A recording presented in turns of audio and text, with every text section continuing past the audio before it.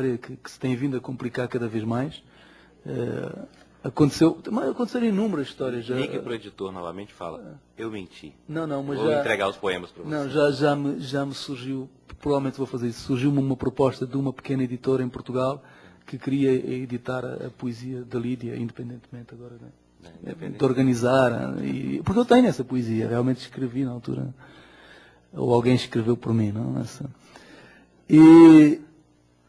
Mas também, há inúmeras histórias. Há uma outra história da embaixatriz, da esposa de um anterior embaixador do Brasil em Angola, que fazia documentário e começou a recolher material para fazer um documentário sobre a Lídia. E veio ao Brasil, porque ela teria vivido no Brasil, teria sido casada com um brasileiro, e ela veio à procura de informações sobre esse brasileiro, e não tinha muita dificuldade em encontrar. E depois um outro amigo angolano é que lhe disse, não, ele inventou tudo, né? Ela ficou muito zangada comigo durante um tempo. Então tem essas histórias. Depois vem então a Nação Crioula. A Nação Crioula é um livro, é também um romance histórico. É um livro, a ideia tive-a inclusive aqui no Brasil. Eu entrei num sebo e comprei uma velha edição da correspondência do Frederico Mendes, do Eça de Queiroz. Fui ler na praia. E logo, fui reler, na verdade, era um livro que eu tinha lido já há muito tempo, e logo a abrir o Eça de Queiroz, enfim, o narrador, conta que conheceu Frederico Mendes pouco depois dele ter regressado de uma prolongada viagem pela África Austral. Então eu fiquei a pensar naquilo, o Frederico nunca falou, nunca te explicou o que teria acontecido nessa viagem, eu comecei a imaginar o que é que o Frederico poderia escrever se tivesse viajado por Angola no século XIX. Além disso, eu tinha uma outra história comigo, desde há muito tempo, que era a história de duas personagens, na verdade, angolanas, uma bastante conhecida, a Dona Ana Bertali, a Dona Ana Joaquina, que foi uma das mulheres mais ricas de Angola no século XIX, sendo mestiça e sendo traficante de escravos. E deixou um palácio belíssimo em Luanda.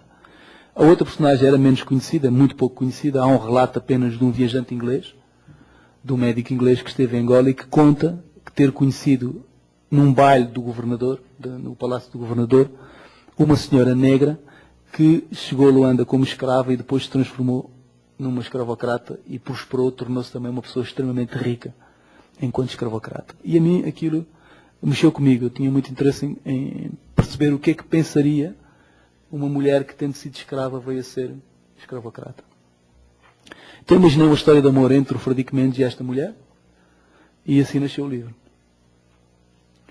Que é um livro, é o livro, vamos dizer, o livro que creio que mais vendeu meu até hoje foi A Estação das Chuvas, mas aquele que tem mais traduções, que foi mais traduzido, e hoje está em muitos países da Europa publicado, é exatamente A Nação Crioula. E era este livro que deveria ter dado o filme do Belisário. Depois desse, eu escrevi um livro, surgiu uma proposta de um editor português que criou uma coleção. A ideia dele era, continua a ser, a coleção continua, convidar escritores de todo o espaço de língua portuguesa para escreverem um livro, à sua escolha, um livro de contos, um romance, um livro de viagens, sobre algum lugar na Ásia. A única condição é que seja na Ásia, porque este projeto é pago por uma fundação que tem muito dinheiro, a Fundação Oriente, uma fundação portuguesa.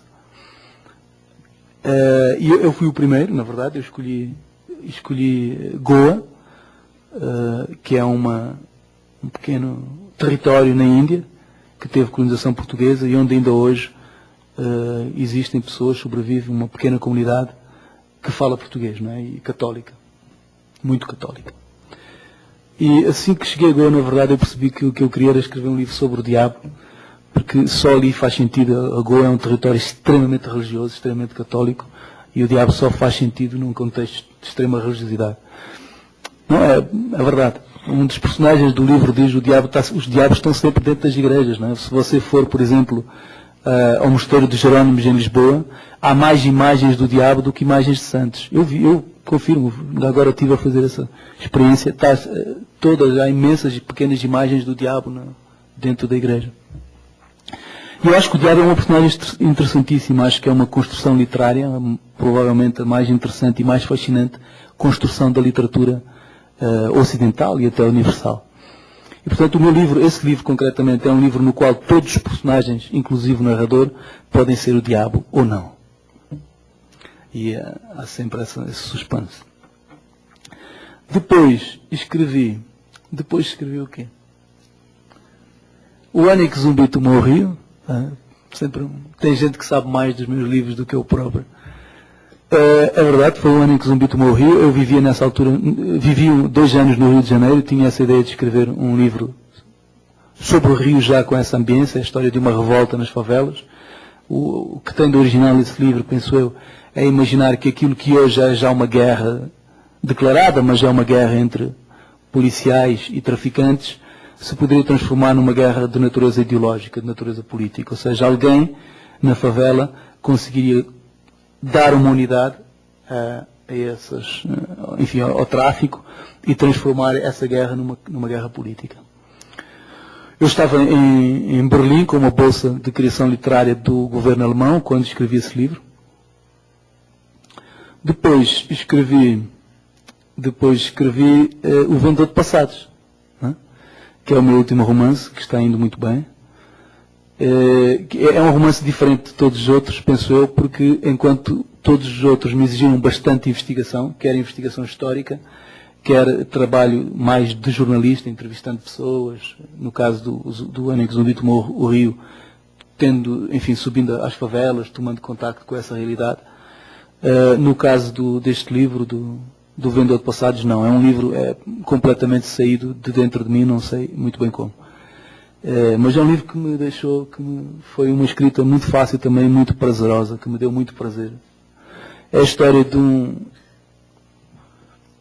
homem que realmente vende passados, um angolano, que vende passados aos novos ricos em Angola. Essa nova burguesia que emergiu a partir do fim da guerra e a partir do fim do sistema socialista.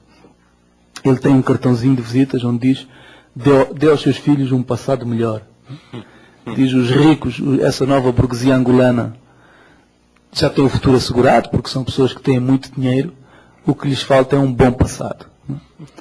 Então ele vende realmente passado aos angolanos.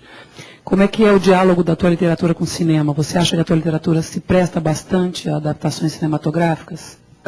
Eu creio que são linguagens completamente diferentes, não é? Uma coisa é a literatura, outra coisa é o cinema. E às vezes eu tenho visto as melhores adaptações, na verdade, que eu vi de livros. Normalmente a gente vai ao cinema depois de ler um livro e quase sempre acha, isso é uma coisa clássica, não é? Que o livro é melhor, não é? O livro tem mais espaço. Não é?